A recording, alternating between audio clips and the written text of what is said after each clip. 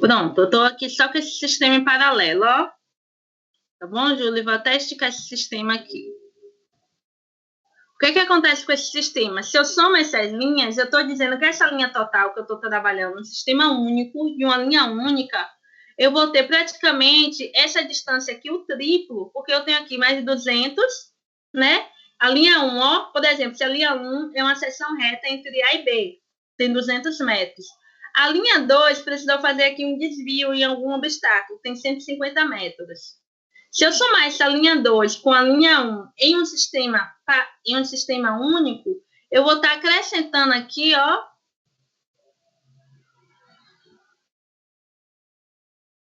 Eu vou estar acrescentando mais distância aqui, ó. Isso você entendeu? Porque eu vou estar somando esse comprimento de 200, que é a distância entre A e B nessa linha 1, com mais 250, que é a distância entre A e B na linha 2. Depois com mais 100, tá? Que é a distância. Então, eu vou estar acrescentando em linha reta, que se eu estou trabalhando, se eu quero transformar numa seção única, eu vou estar acrescentando. Isso aqui, no final das contas, por esse cálculo aqui, na prática, eu estou aumentando a distância de transporte em linha única entre A e B.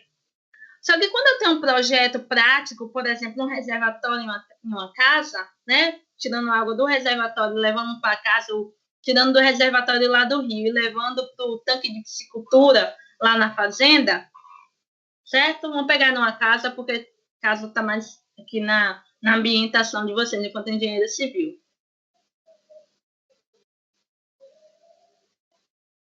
Não, Gabi, o que eu quero dizer é que esse comprimento é fixo, porque o reservatório está no ponto fixo. Eu não vou mudar o reservatório do lugar. A casa está no ponto fixo, está lá no alto da coluna. Então, o sistema único que eu tenho que projetar, que atualmente está com essas 3 linhas distribuídas assim, é a distância entre A e B, entre o reservatório e o tanque. Então, essa distância é fixa. Então, eu vou lá no projeto do meu sistema único. Então, o que é que eu vou fazer primeiro? Projetar esse sistema único de A até a B, ver qual é o percurso que ele vai percorrer, né? Com diferença de cota, com elevação, igual lá o sistema de bombeamento, por exemplo, né? Eu elevo do reservatório até a bomba, da bomba até até a cota, da cota até o destino final. Aí a gente tem aquele somatório de comprimento que a gente está chamando lá de, né, não é nem altura geométrica, tá? É a altura manométrica menos a perda de carga, certo? A gente tem lá aquele comprimento, aquela distância. Então, é esse comprimento do projeto, da sua projeção, que você vai usar aqui em L. Assim ficou mais fácil entender. É o comprimento do projeto, da distância entre os pontos, que eu vou usar o IL, e não o somatório atual dessas 3 linhas que está existente. Ok? Juliana.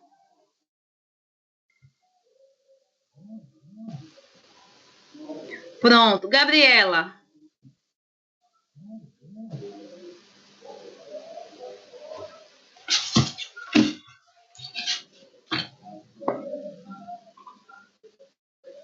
Ah, a Gabriela já tinha respondido.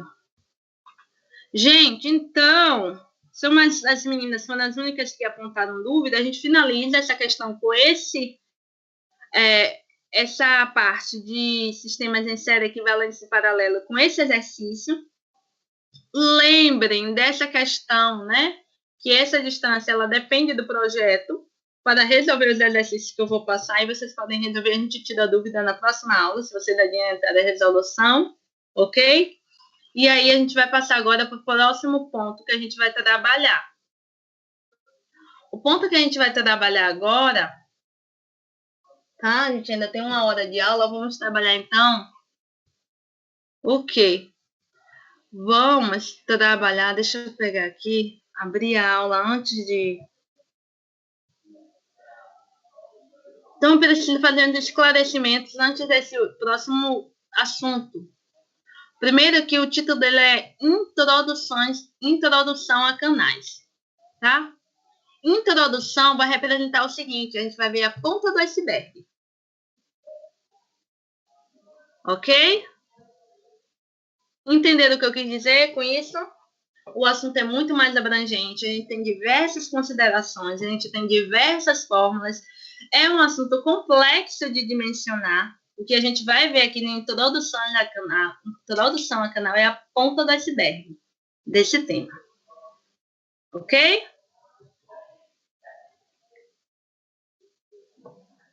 Beleza? Gente, que calor esse! Lá na faculdade, né, a gente dá aula de jaleco bem à vontade, lá no ar-condicionado e tal. Aqui em casa eu não tenho ar-condicionado. Aqui no quarto que eu trabalho. Meu marido fica lá no escritório. E aí eu morro de calor. Mas como ele tem uma concentração mais baixa que a minha, ele precisa ficar mais isolado que eu para dar aula. Vamos lá, gente. Introdução a condutos livres. Beleza? Ponta do iceberg. Vamos fazer primeiro uma ambientação teórica, para depois, eu acho que essa aula a gente ainda não viu os cálculos, na próxima aula eu mostro os cálculos para vocês, algumas deduções para chegar a algumas equações, a gente vai ver equações e simplificações dessas equações e já apresento uns exercícios para a gente fazer, ok? Então vamos lá, falando de condutos livres. Quando a gente, eu já dei spoiler, né? Quando a gente fala de condutos livres, a gente está falando de que tipo de escoamento? Bart vai estar chamando. Chame agora, que ele acordou. Gente, ó, presta atenção. Quando a gente está falando, cadê a resposta de vocês? Quando a gente está falando em condutos livres, vocês pensam em que tipo de escoamento?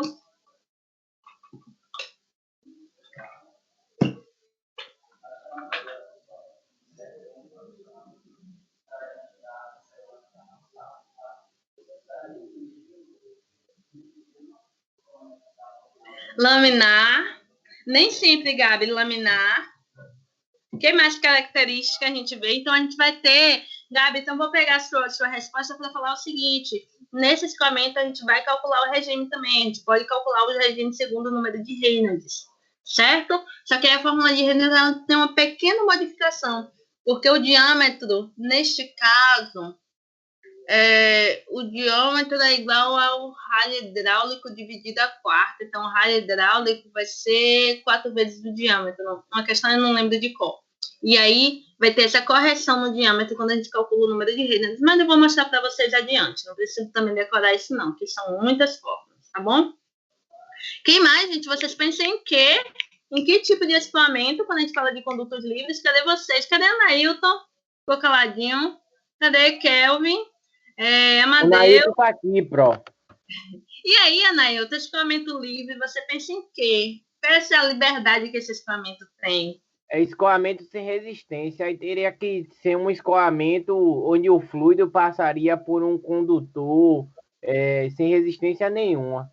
Aí eu particularmente não sei se isso já é possível, né, Pro? Ainda não é possível, por isso que não é esse tipo de escoamento, Anailton, mas obrigada pela sua participação. Ó, nesse escoamento, então vou pegar a resposta de Anailton e já vai explicar uma coisa, a gente vai ter resistência. Por que, Anailton? Porque o fluido vai estar passando pela superfície sólida, que é o canal, então vai gerar o atrito desse contato do fluido com o sólido, então a gente vai ter perda de energia pelo atrito, e esse escoamento, né, tanto o atrito quanto, aí eu já vou deixa para vocês, quanto a pressão atmosférica vai causar uma resistência no escoamento, reduzindo essa velocidade de escoamento. Oi. A senhora comentou aqui, aí eu pensei um pouquinho alto. Eu estava imaginando que antigamente, eu tentei imaginar uma comparação. Antigamente os trens são movidos em cima de trilhos, não é isso? Sim. E tem uma resistência, porque ali precisa a roda do trem roda em cima de um trilho, então tem uma resistência, né? Sim. E hoje, com a tecnologia, você consegue tirar essa resistência utilizando a indução magnética. Então, tem trens hoje que não encostam no trilhos, né? Então já retirou essa resistência ao contato que tem entre um equipamento e outro. Então, Isso, isso possa ser. favorece o quê nessa característica de transporte, Anailton? Não entendi, repete a pergunta, Pro. E essa questão de reduzir ou diminuir, tirar essa resistência, favorece o quê no transporte, nesse sistema A de... agilidade e a economia de energia e a durabilidade também dos equipamentos. E aí eu imaginei que possa ser que daqui a alguns anos, ou daqui a alguns muitos anos, possa ser que a gente consiga transportar o fluido de alguma forma sem ter essa resistência. Eu não duvido da tecnologia, mas até então a gente eu não tenho notícia de nenhum estudo ou pesquisa sobre esse ponto, Nailton. Agora veja, você pegou esse gancho do trem, isso favoreceu a criação do quê? Dos trens com altíssimas velocidades, né? Os famosos trem-balas e tal. E aí o que acontece? Porque a resistência ela vai fazer o quê? Ele vai justamente diminuir essa velocidade de escoamento. No caso do trem, reduziria, né, essa velocidade ou limita, como melhor dizendo assim, limita a velocidade máxima, né, essa resistência aos que o trilho fornece. E nesse novo sistema a gente tem aí trens com velocidades muito altas. Então, nessa questão da velocidade, que é um ponto importante que a gente vai ver esse escoamento livre, os atritos vai favorecer, né, essa variável que é a resistência e que a gente vai ter, então, a resistência à velocidade.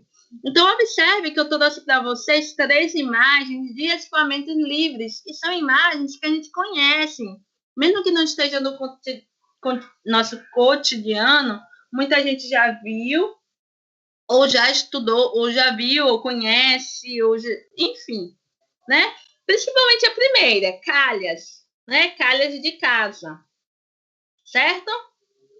Então, é o equipamento utilizado para coletar o volume da água do telhado e direcionar. E é um equipamento que é um canal de escoamento livre. Um rio também é um escoamento livre, né? Esse canal aqui de transposição de água, geralmente muito feito para irrigação ou para levar água em regiões onde a gente não tem acesso, né? Há um tempo atrás, foi muito discutido, não, há um tempo atrás não, há mais de 10 anos, né, acho.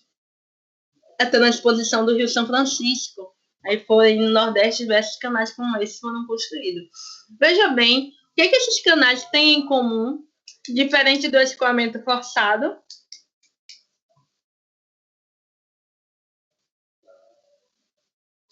Quem pode identificar o que esses canais têm em comum? Um tamanho, um volume, não sei, Pro. Não, Nailton. Mas, assim, tamanho não, e volume, porque quando a gente compara a calha...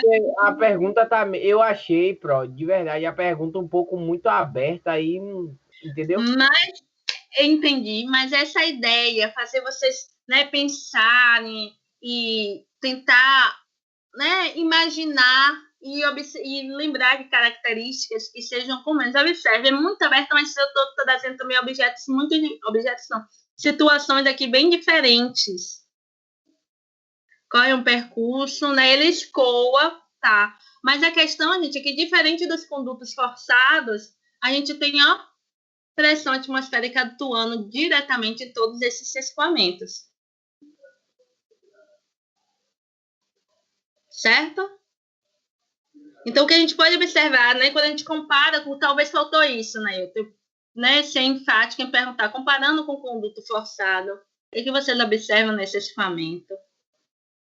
Pressão atmosférica, gente, atuando, ó, diretamente sobre esses dois. Então, essa é uma característica que vai fazer com que a gente diferencie um canal de um conduto forçado. Vou mostrar para vocês o porquê, certo? Ou é isso.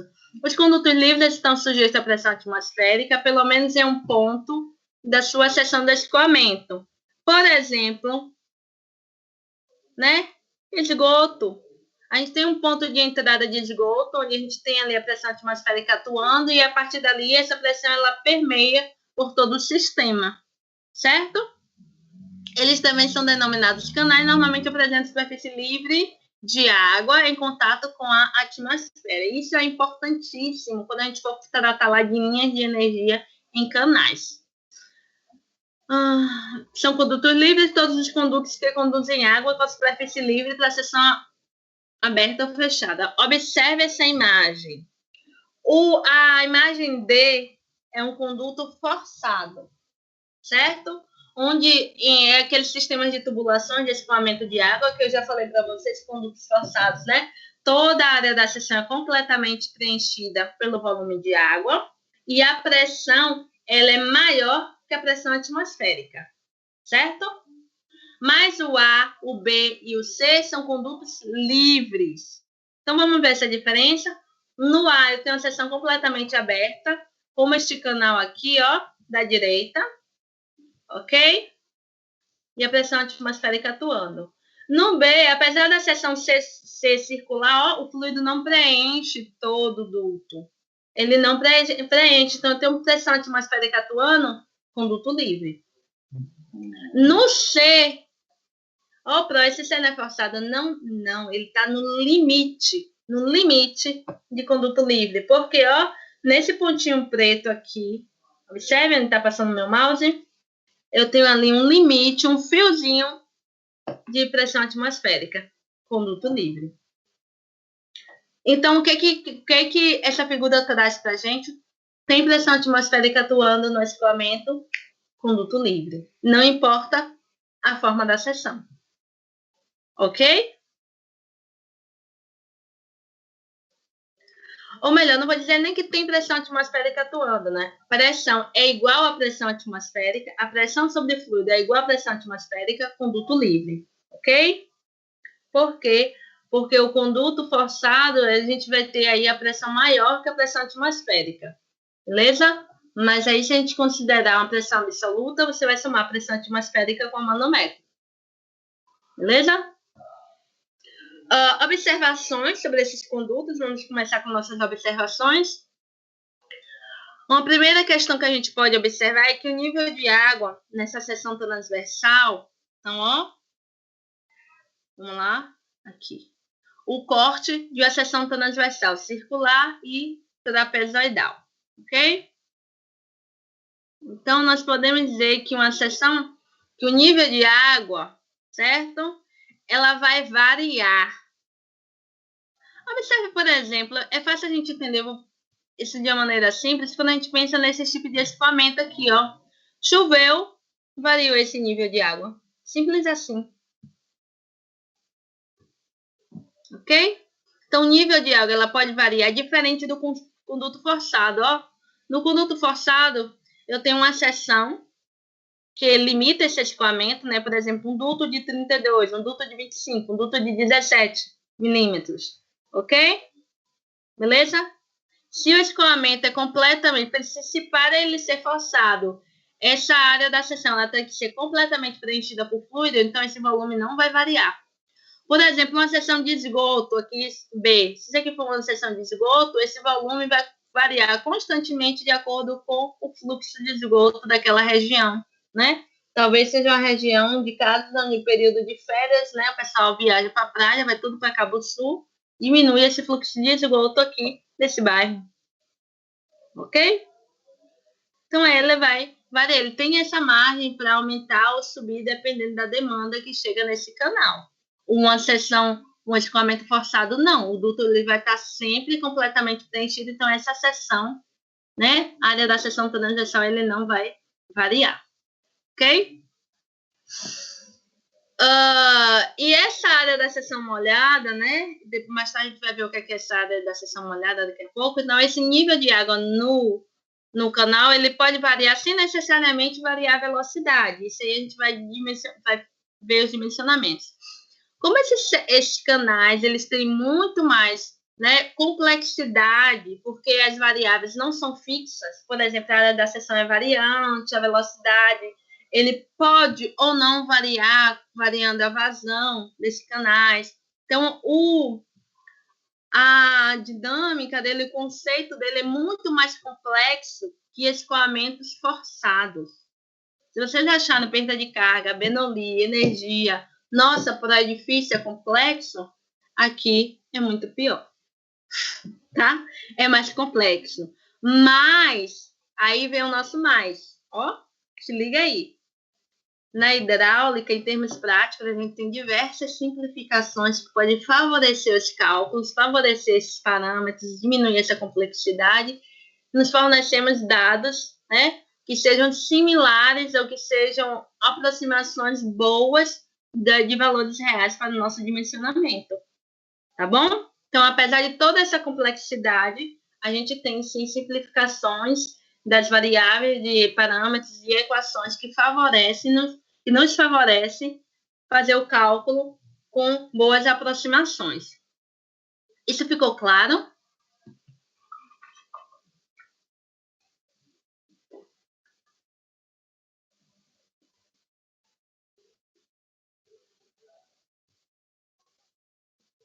Beleza, Gabi.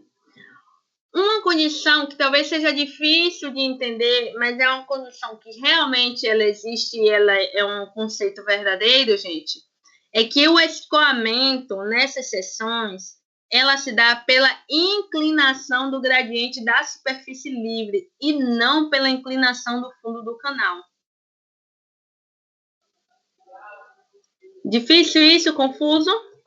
Ó, o escoamento, ele só vai... Por favor. Anailton, o escoamento ele só vai ocorrer em canais se houver inclinação do nível de água ou da superfície livre da água, certo? Em relação ao nível de água inicial. E não por causa da inclinação do fundo favorecendo. Então, eu posso ter essa situação aqui, ó. Um canal com fundo horizontal, ó. Há uma inclinação desse nível de água. Isso se dá pela vazão, pela onda, certo? E aí, a gente pode ter essa situação que vai favorecer o quê? O deslocamento e o escoamento desses canais. Outra situação, né? A partir dessa teoria... Que era uma inclinação, tipo, aí eu pensava que o canal era todo assim, desse jeito. Só que no caso, a queda para o outro lado, entendeu? Pronto, Anailton. Na prática, é assim que a gente faz. Só que se a gente manter constante essa profundidade, eu vou mostrar para vocês, aí a gente obedece as duas questões. A gente escoa pela gravidade e a gente tem essa inclinação em relação ao nível de água. Vou mostrar para vocês isso daqui a pouco. Mas na prática, a gente usa mesmo esse desnível suave para favorecer essa inclinação. Então, na teoria, o que essa teoria quer dizer? Que o escoamento se dá pela inclinação do nível d'água. Se eu tiver uma situação assim, ó, com fundo ascendente, mas que eu tenho um desnível da água em relação à superfície livre, eu também tenho um escoamento no canal. E se eu tiver uma situação, essa situação, né, Anailton? Isso, Pro. Eu pensava que todos eram assim. Na prática, é isso que vai ocorrer. Mas para que isso ocorra, Anailton, eu preciso, né? Eu preciso ter essa profundidade, né? Para que ele seja, para que eu favoreça não, crie esse gradiente de desnível da superfície livre com um gradiente de declividade, a gente precisa manter essa profundidade efetiva da vazão da água. Aí a gente vai ter exatamente esse... Aí eu agradeço. Aí a gente vai ter exatamente esse desnível. Tá muito quente hoje. Ok, turma?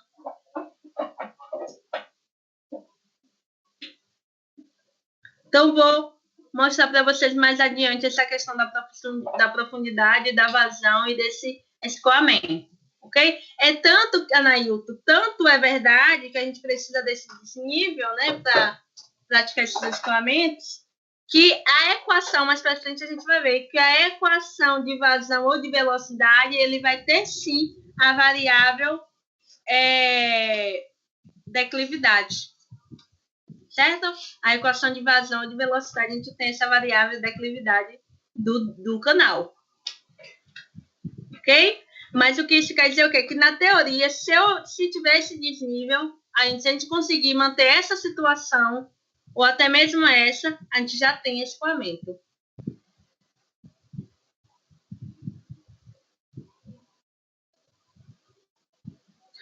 Vamos lá? Outra situação aqui, ó, gente. Outra questão que eu quero falar para vocês é assim como em condutos forçados, certo? Assim como em condutos forçados, nos escoamentos, a gente pode dividir em escoamento permanente, não permanente, certo? O escoamento permanente ele pode ser dividido em uniforme e variado, e o escoamento variado ele pode ser dividido em gradualmente e bruscamente. Ok?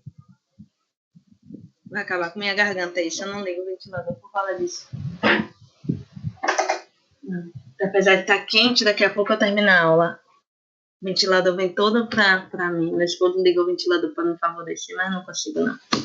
Gente, vamos lá. Então, esse escoamento, ele pode ser, assim como o escoamento forçado também tem essa subdivisão, aqui no escoamento livre a gente também pode ter escoamento permanente, não permanente. Permanente pode ser com o escoamento uniforme ou variado, e o variado pode variar gradualmente ou de forma brusca, ok? A gente vai trabalhar, como eu falei para vocês, como a gente vai ver só a pontinha do iceberg, a gente vai trabalhar com escoamento permanente uniforme, ok? A gente vai ficar até aqui, escoamento permanente uniforme. A gente vai trabalhar com tudo isso aqui, é uma matéria só de condutos livres. É um semestre inteiro. Só de condutos livres. E, se possível, a gente ainda faz condutos livres 1 e 2. Turma, vamos lá. Numa situação... Ó, Nailton, vamos ver essa questão aqui agora, falando daquela questão da declividade.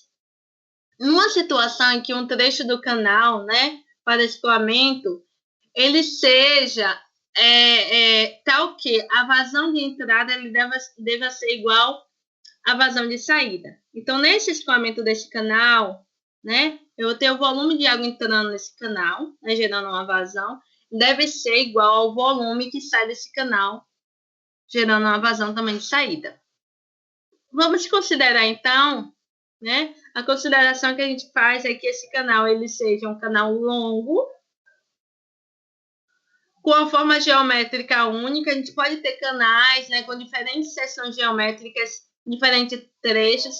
Lembra quando a gente falou de tubulações em série, né? Aula passada até.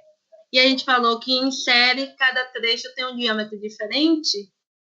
Fazendo a correlação aqui para canais não homogêneos, né, de geometrias diferentes, é como se cada trecho, né, um trecho a seção fosse retangular, outro trecho a seção quadrada, outro trecho a seção trapezoidal, outro elíptica, ok?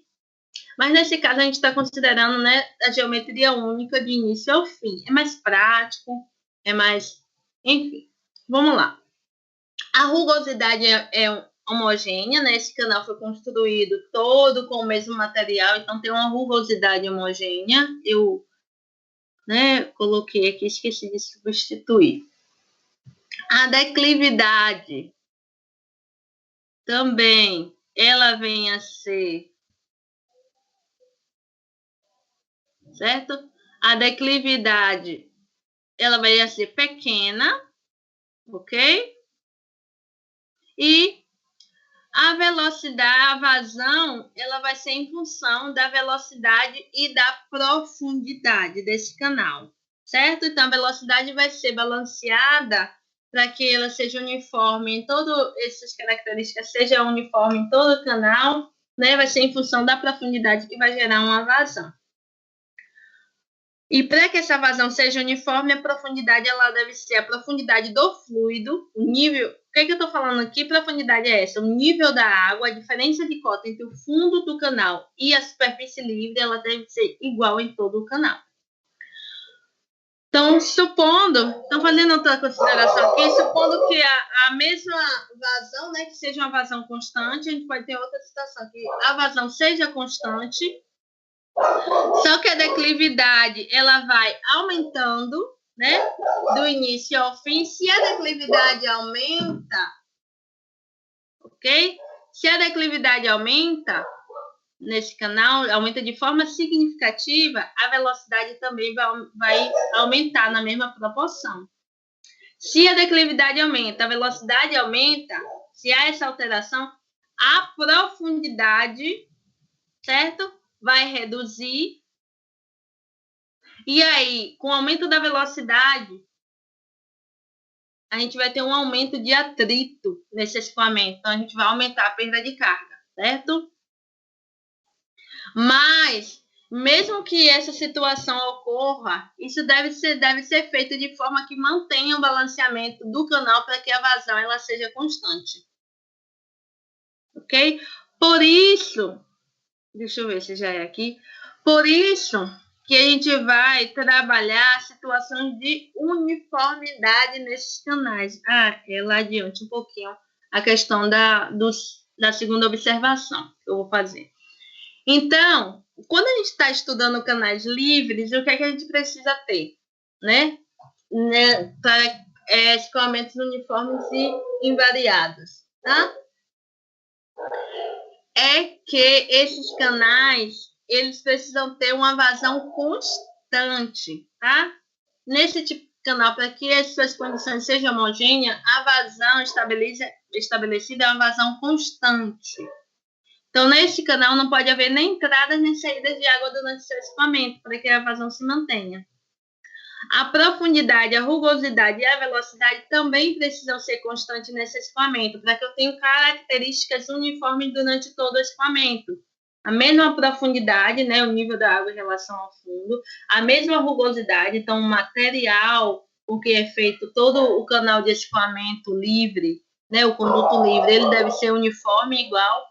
E se eu mantenho a profundidade, a gente tem, então, vazões, velocidades constantes, melhor dizendo. Então, é mais ou menos esse esquema aqui dessa figura, ó.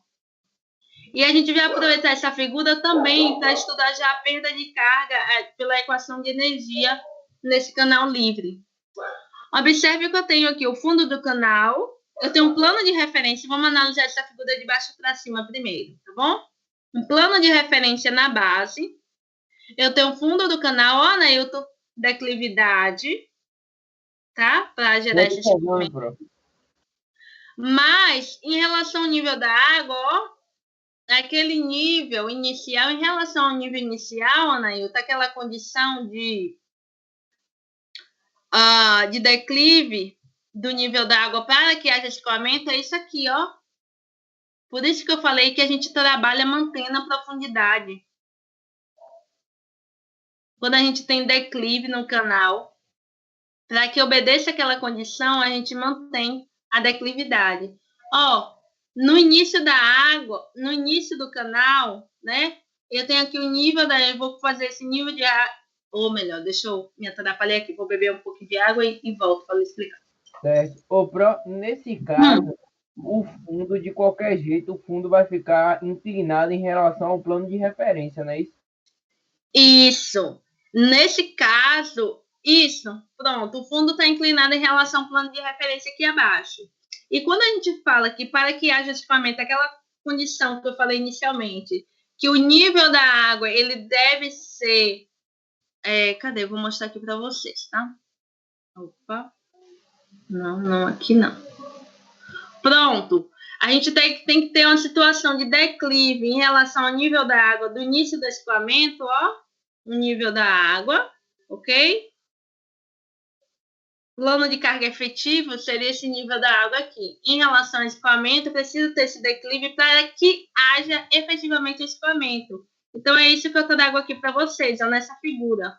Mesmo que eu tenha declividade, que essa declividade esteja favorecendo o escoamento, se a gente mantém a profundidade, eu controlo essa profundidade, eu tenho também um declive em relação ao plano de carga efetiva, ao nível da água, né, que é paralelo em relação, que é uma linha reta, em relação ao início do escoamento, eu vou ter, ó, esse declive na superfície livre em relação a esse plano, que é o que eu estou traçando aqui em vermelho. Então, eu tenho uma condição de escoamento aqui.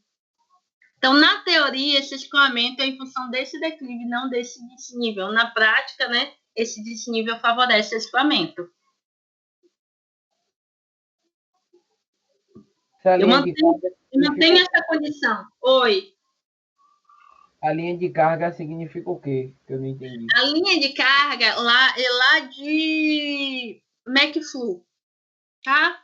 A gente viu linha de carga aqui em hidráulica, não lembro se a gente viu linha de carga. Linha de carga, gente, que o Nailton está tratando é essa aqui. Eu vou marcar ela aqui de vermelho para a gente trabalhar. Então, a linha de carga é a relação de energia, de perda de energia do sistema pela equação de Bernoulli. Então, essa linha de carga, nesse canal, olha o que acontece. Z é elevação em relação ao plano de referência.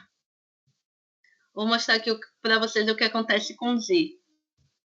A relação em relação ao plano de referência do início do escoamento, tá? Do início do escoamento até o final do escoamento, que eu estou considerando aqui, o que acontece com Z? Ele vai reduzindo. Ó, do início do escoamento até o final do escoamento, Z, deixa eu pegar aqui um ponto no final, em relação ao plano de referência, ele vai fazer o quê? Ele reduz. Ok? Quem é H? H é a profundidade da água no canal. Fundo, relação nível da água e fundo. H, enquanto o Z ele reduz durante esse escoamento, aí eu vou mostrar H para vocês. H se mantém nessa condição de escoamento permanente uniforme invariável. Ó, H ele faz o quê? Ele se mantém. Fora meu estudo Emilique, assim, minha coordenação motora, vocês percebem que H ele vai se manter durante o escoamento, enquanto Z ele vai reduzindo. E quem é V? V também é constante. Por quê? Porque se eu tenho a mesma profundidade, a mesma área de seção, eu tenho a mesma velocidade de escoamento. Então, deixa eu pegar aqui. V ao quadrado sobre 2G, que é a carga de velocidade, ele vai fazer o quê? Vai se manter, ó, constante durante todo o escoamento. Então, eu tenho uniformidade na velocidade, então a carga de velocidade é a mesma. Tenho uniformidade na velocidade. A variação de energia se refere em relação ao fundo do canal. Quando a relação de energia, que é esse H aqui, ó, toma como referência o fundo do canal, então a variação de energia vai ser o quê? H mais V ao quadrado sobre 2G. Quando é em referência, então, eu vou ter uma variação entre o início e o final do escoamento, porque ele vai ter Z mais H mais V ao quadrado sobre 2G. E no início o Z é maior, no final o Z é menor. Outra coisa que eu quero chamar a atenção é que não tem pressão sobre ρg aqui. Por que não temos pressão sobre ρg? Lembra da equação de Bernoulli? Carga de pressão, carga de elevação e carga de velocidade. Ó, carga de velocidade V ao quadrado sobre 2G. Carga de elevação Z. E a carga de pressão? Cadê a carga de pressão? Quem se arrisca?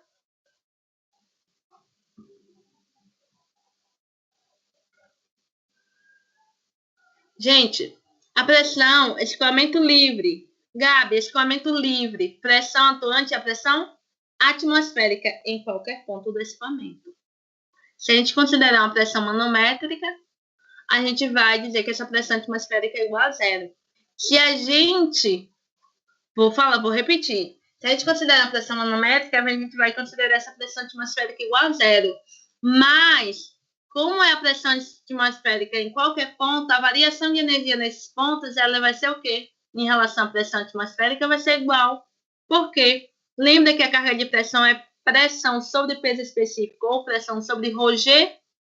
Que é a pressão atmosférica para qualquer ponto do escoamento. Então, deixa eu fazer uma seta aqui, inclinada, só para dizer que eu estou apontando aqui, ó, para qualquer ponto aqui no escoamento, a pressão é igual à pressão atmosférica. Por isso que eu não tenho carga de pressão aqui em condutos livres. Opa! Deixa aqui. Vou mostrar para vocês a equação, então. Tá bom? Então, vamos lá. A equação de energia, então, ela fica assim, ó. Quando a referência é o fundo, é o plano de referência, eu tenho um Z, minha carga de elevação vai ser Z mais H, tá? Isso aqui tudo seria a carga de elevação, quando minha referência é o plano de referência. Quem é esse alfa? Alfa é um fator de correção da velocidade que se usa na prática, tá? Na prática usa alfa igual a 1, então a gente abstém aqui, mas alfa ele pode ser também, geralmente usa 1 ou 1.1, tá? Mas geralmente a gente usa 1, por um sem menor, sem maiores prejuízos no cálculo, ok? Aqui é se, né? Então, com o alfa prático de 1, então eu vou ter o quê? A variação de energia, aqui eu estou falando dessa equação aqui, a variação de energia igual a elevação, né, a carga de elevação, nesse caso é Z mais H, tomando como referência o plano de referência, mais V ao quadrado sobre 2G. Eu não tenho carga de pressão, porque a pressão é a pressão atmosférica. Se o plano de referência for o próprio fundo do canal, então minha energia total do sistema vai ser quem? Vai ser, então, vinha ser a profundidade do canal da água, né? A profundidade, nível da água em relação ao fundo do canal, mais V ao quadrado sobre 2G, mais a carga de velocidade, ou a carga cinética. Tranquilo? Então, a gente pode calcular, assim, a energia em canal, só que dessa forma. Então, vamos para o segundo ponto de observação, segundo grupo de observação que eu separei aqui para a gente. Em canais de escoamento, o que é que vai acontecer? Tá? Vou separar aqui, tá? E pegando ponto a ponto. Em canais de escoamento, observe. O escoamento, ele só vai ser semelhante, mais ou menos, depois de uma certa distância do início até uma certa distância antes do final, certo? Porque no início a gente vai ter a entrada do volume da água no canal, então vai ter uma determinada variação de velocidade e profundidade ali. Aí o escoamento se estabiliza, eu tenho essa relação de uniformidade que a gente acabou de ver a partir daquela figura de mesma profundidade, mesma velocidade, e no final também eu tenho essa perturbação. Então, nas extremidades, certo? A profundidade e a velocidade alterando assim a vazão nesses pontos. Sendo assim, quando o canal é relativamente pequeno, curto, eu não tenho essa condição de escoamento uniforme, ou essa condição de uniformidade nesse escoamento, né? Acabei sendo redundante aí, mas só para enfatizar mesmo. Em caso de condições de remanso ou ressalto d'água, a gente também não tem, né, essa condição de uniformidade, mas a gente, quando está fazendo o cálculo, nós fazemos assim, ó, meio que eliminamos, né, essas condições do início e do final, anulamos ela para simplificar o cálculo e trabalhar só com escoamento uniforme, depois de uma certa distância do início e até uma certa distância no final, porque essa entrada e saída de água provoca o quê? Uma variação na profundidade, na velocidade, que vai provocar uma variação na vazão, ok? Mas trabalhamos com uniformidade. Simplificamos para trabalhar com uniformidade. Ok? Vamos avançar mais um pouco. Mais um pouquinho aí, antes daqueles momentos finais de considerações finais, tá? Esses canais, gente, a gente já viu, ele pode ser aberto ou fechado, lembra? Lembram-se? Deixa eu pegar aqui a figura cá no início. Opa, cadê?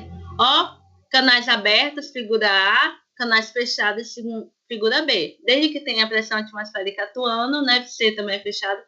Desde que tenha a pressão atmosférica atuando, ainda é a caracterização de um canal e não de um conduto forçado. Eu estava onde? No 28, não foi? Não, não foi no 28, foi no 18. Vamos lá.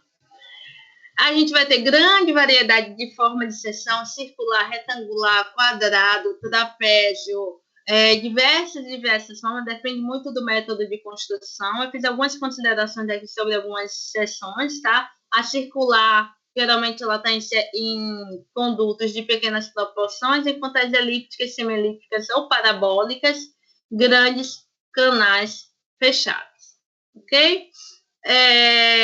Ela favorece a construção, né? São estruturas que vão favorecer a construção e a distribuição desses esforços, dessas perdas de carga para o escoamento. Trapezoidal, certo? Quando aqueles canais que são escavados diretamente na terra para escoamento, né? São canais que não têm uma certa durabilidade do talude, que são escavados diretamente, geralmente, a não ser que você faça um processo de concretagem, né, estabilize esse canal. Mas vamos lá. Mas o que é que acontece com esse canal? Ele geralmente é nessa forma que é mais prático cavar ele assim, a própria escavação vai dando esse formato. Ok? O retangular, né, canais abertos em pedra, geralmente tem essa forma retangular, né, com a largura cerca de 2 vezes a altura. Canais calhas também, coletoras têm forma retangular, ok? E aí, diversas características para canais. Depende muito, ali só foi algumas simplificações sobre seção de canais. Simplificações não, observações, conceitos básicos sobre seções de canais. Mas que essa caracterização, o que fica é o seguinte, essa caracterização da seção é muito específica, né, ao projeto, ao tipo de canal, ao objetivo, à distância, a caracterização do projeto mesmo, tá bom? Vamos falar da distribuição da velocidade e encerrar? A gente fala de velocidade, encerra, e semana que vem velocidade, a gente encerra aqui. Acho que dá 4 slides. E semana que vem, não, a gente encerra em sessão molhada, 5 slides. Semana que vem a gente continua, tá bom? Vamos lá, mais 5 slides. Força aí, abre o olho. Vamos lá, bebe água. Gente, ó, lembra, perfil de velocidade em conduto forçado, condição de não escorregamento, né, na parede, fluido escoando com sólido, fluido gruda, velocidade 0 na parede. A mesma coisa, eu estou tendo aqui fluido escoando numa superfície sólida. Na parede eu tenho nulidade dessa velocidade, aumentando assim a resistência no sentido do centro, ou diminuindo, melhor dizendo, a resistência no sentido do centro do escoamento. Mesmíssima coisa aqui. Só que, enquanto no conduto forçado eu tenho toda uma área da seção, né, que é aquele seção circular, com essa nulidade da parede, aqui esse comportamento do perfil de velocidade vai ser diferente, porque a resistência da parte superior, onde tem a superfície livre, é a resistência a partir da pressão atmosférica, certo? É uma resistência menor que a parede, mas ainda assim ela existe, ok? Então, vamos observar como funciona esse perfil da velocidade. Então, a resistência do atrito na parede, certo? E tem a resistência na superfície livre da água causada pela atmosfera. A velocidade máxima, gente, deixa eu ampliar aqui. Deixa eu ampliar essa figura aqui. Então, aqui a gente tem um esquema de curvas isostáticas. Essas curvas isostáticas são regiões, né? Elas limitam regiões onde eu vou ter velocidades similares, mesma velocidade de escoamento. Aqui no centro, ó, no centro dessa curva, na curva central, é onde eu vou ter a velocidade máxima. Então, para o escoamento livre, a velocidade máxima ela vai estar mais próxima à superfície, mas um pouco abaixo por causa da resistência da superfície livre, certo? Afastado das zonas de parede do canal e um pouco mais abaixo da superfície livre. Aqui é onde eu vou encontrar a velocidade máxima, porque a resistência aqui da superfície livre ela é menor que a da parede, ok? Mas ainda assim existe. Então, a velocidade máxima vai ficar nessa região. Olhando por outro perfil, que é esse gráfico aqui, ó, eu vou ter, então, velocidades máximas, mais ou menos, aqui também, ó, aqui onde tem essa linha abaixo desses 3, 2 e 1, essa linha paralela em relação ao fundo, é a superfície livre. E aqui é o fundo do reservatório, e aqui aquelas linhas 1, 2, 3 em relação ao escoamento, tá? Vou mostrar isso aqui para vocês no gráfico, que é mais fácil entender. Observe esse gráfico aqui com corte longitudinal do escoamento. H é a profundidade da água, o nível da água, a profundidade e a velocidade, ok? Então, no eixo horizontal inferior, eu tenho a velocidade. Vamos lá. Então, a velocidade média desse escoamento, onde é que está essa velocidade média? De uma forma geral, de modo geral, a velocidade média do escoamento de canais, ele fica a 0,6 a 60%, certo? Da profundidade. A velocidade média está a 60% da profundidade. E a velocidade máxima está o quê? A 20% da velocidade, mais ou menos aqui, ó. Um pouquinho mais aqui, né? A gente pode considerar aqui a 20% da velocidade. Ok?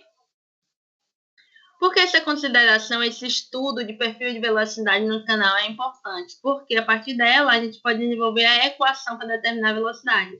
Então, nós temos a velocidade média, que é uma velocidade a uma profundidade de 60%, né? 60% da profundidade do canal. Por exemplo, se o canal possui, né, de profundidade, superfície livre, fundo de canal, 1 metro de profundidade, a 60 centímetros a gente vai encontrar a velocidade média. A gente pode medir a velocidade de 60 centímetros de uma forma geral, que a gente vai determinar a velocidade média ali naquele ponto. Para o cálculo da velocidade média mais preciso, para que esse cálculo seja mais preciso, a gente vai fazer a seguinte consideração, ó. A velocidade considerando aí 1 metro de profundidade de água, tá bom? A velocidade a 20 centímetros da superfície livre, mais a velocidade a 80 centímetros da superfície livre, mais 2 vezes a velocidade a 60 centímetros da superfície livre. Dividindo por 4, então nós vamos encontrar a velocidade média do escoamento de uma forma mais precisa. Essas fórmulas são feitas a partir de várias coletas de dados, vários estudos, a gente tem essas fórmulas aproximadas. E por último, só para eu pegar o gancho semana que vem, vocês lembrando do que a gente conversou, vamos caracterizar essas regiões aqui do escoamento. Área molhada e perímetro molhado, bem facinho. Então, fazendo um corte transversal num canal, eu estou no slide 25. Então, eu tenho esse canal aqui, ó. Vamos supor esse canal, ok? Da minha extrema direita, da figura da extrema direita. Deixa eu pegar ele aqui, né? A gente trabalhar área molhada e perímetro molhado. Tá bom? Tratando esse canal da extrema direita, o que é que eu tenho? Eu vou ter aqui, gente, ó, eu vou mostrar para vocês a partir dessa linha lilás, vou mostrar primeiro a área do canal. Então, a área do canal eu tenho, ó, toda a dimensão da parede do canal até o limite da altura dessa parede. Temos aqui, ó, o fundo do canal. Temos a outra parede, a área útil para escoamento, tá bom? E temos, né, a área total útil, vamos dizer assim. E temos ainda a superfície livre no limite da altura dessa parede, ok? Seria aqui a área do canal, que abrangeria, né, todo o canal. Só que no escoamento e canal, nem toda essa área é utilizada para escoamento. Então, a área molhada é a área do canal que é utilizada para o escoamento, como nessa figura aqui, ó. A área molhada está mais ao fundo do canal. Aí eu destaquei aqui para vocês, essas duas figuras, elas são a mesma, só que na primeira eu destaquei a área molhada, limitei ela com essas linhas vermelhas, a partir de um corte transversal desse canal. E na segunda a gente destacou o quê? Um perímetro molhado, ok? O perímetro é o quê? É a região do canal, né, a parte sólida da construção que está molhada, ok? Não tem a superfície livre, né? A gente não contabiliza a superfície livre, só o perímetro do canal molhado, no corte transversal. E a área molhada é toda a área de escoamento no corte transversal e conta, então, com a superfície livre como limite dessa área. Ficou clara? Área, perímetro, perfil de velocidade. A gente conseguiu hoje, pelo menos, ter essa introdução a canais, fazer um reconhecimento de casos, vamos dizer assim, e entender um pouco melhor alguns conceitos em relação a canais.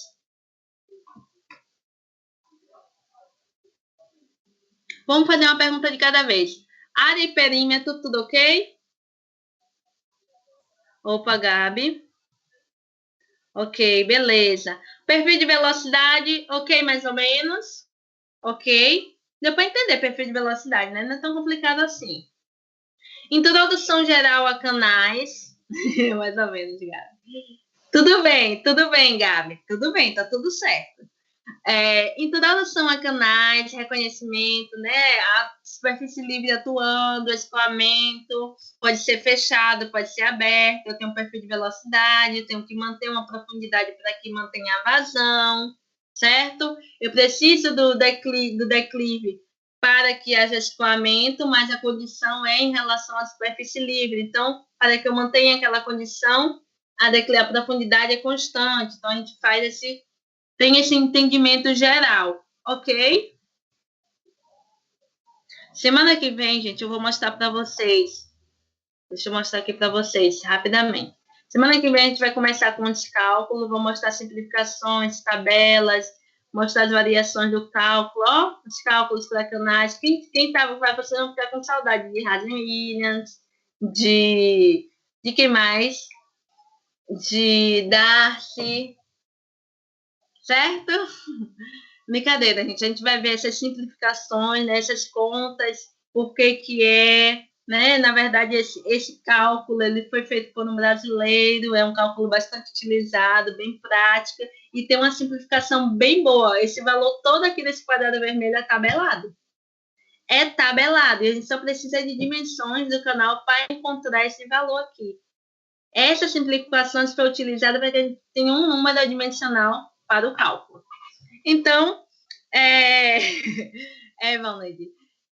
Então, ficamos por aqui na aula de hoje. Vou interromper o compartilhamento, tá? Salvar. Vou interromper o compartilhamento, vou abrir a câmera para me despedir de vocês. Tá bom? Ô, Lavínia, cadê você? Gente, alguma consideração, alguma dúvida, alguma pontuação para a aula de hoje?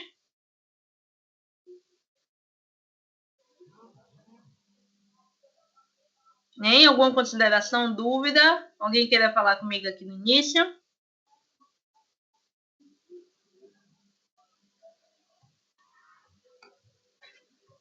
Não? Ok. Cadê lá? Tem algum livro, professor? Na verdade, Manual de hidráulica. Manual de hidráulica. Certo? Está no portal, está disponível. Essa aula hoje mesmo, Anailton, foi toda baseada no manual de hidráulica. Agora, se você pegar essa parte... Oh, que ótimo, Valneide. Se você pegar essa parte de canais, estudar toda no manual, ótimo. Conhecimento, perfeito. Mas você vai ver, Anailton, que é bem mais complicado quando você separa, né? Escoamento permanente uniforme, escoamento não permanente, equações de simplificações, equações universal, e aí, ó, é um mundo inteiro ali, só o estudo de canais, tá bom? Cadê Lavínia, gente? Tô aqui, Pro. Lavínia, tu tá me vendo? Tô sim.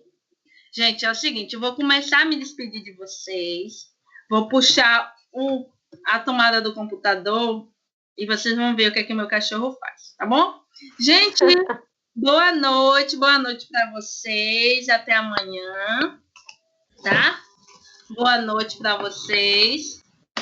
Ó, só para me deixar mentir, hoje ele simplesmente olhou para mim e deitou no chão.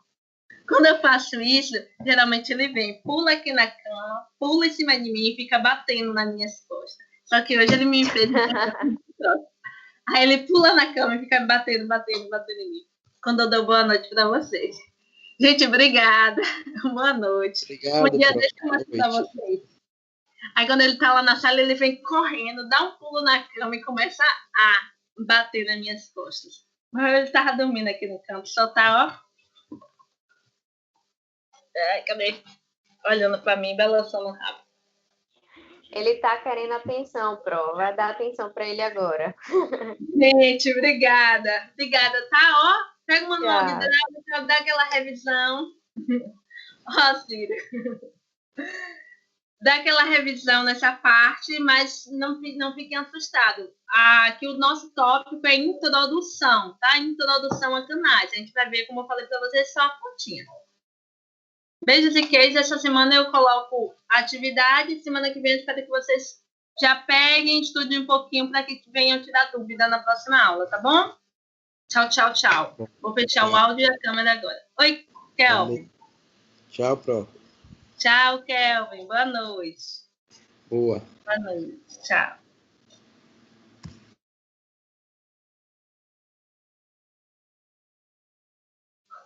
Ó, quem ficou? Ninguém ficou. Ah, vocês não viram. Ó, quando eu fechei a câmera, ele subiu na cama e ficou me cutucando aqui por trás. Tchau, gente. Boa noite.